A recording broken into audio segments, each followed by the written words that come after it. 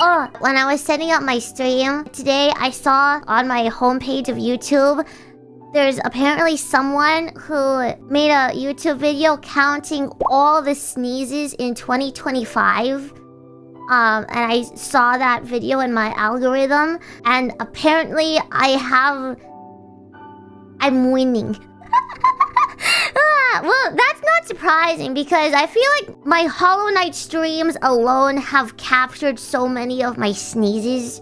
For some reason, well, again, they're like 12 hours long, so obviously they're gonna catch a lot of sneezes there. But apparently so far, according to this video and according to September 10th, I believe, is when they cut it off, Biboo has the most so far at like 170 something. I have like 170 something sneezes for 2025. Mococo is like second place, I believe. But to be fair though, I feel like Mococo would beat me. It's just I stream more.